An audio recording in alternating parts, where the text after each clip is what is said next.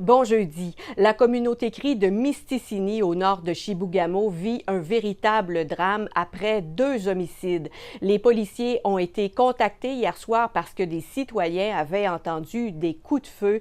Les agents ont retrouvé un véhicule avec 2 hommes morts à l'intérieur. Ils avaient été atteints par des projectiles. Selon la Sûreté du Québec, l'événement est lié au crime organisé. Il pourrait donc s'agir d'un règlement de compte. La Sûreté du Québec assure qu'aucun tireur actif ne menace la communauté, mais le chef, lui, a tout de même demandé aux résidents ce matin de rester à l'intérieur. Le confinement est maintenant terminé, mais la Sûreté du Québec est toujours à la recherche du ou des suspects.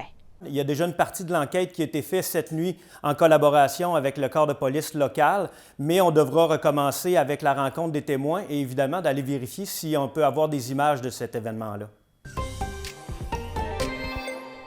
La campagne électorale bat son plein dans l'arrondissement de Chicoutimi en prévision de la partielle du 23 février prochain.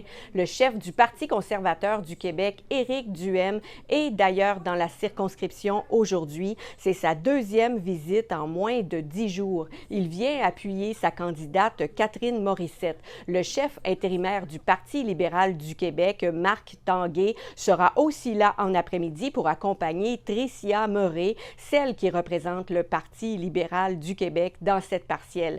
Les 2 chefs ont prévu plusieurs rencontres pour ce passage.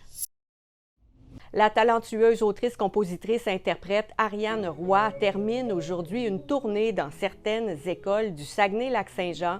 C'est une tournée organisée par le festival Le Festif de Baie-Saint-Paul.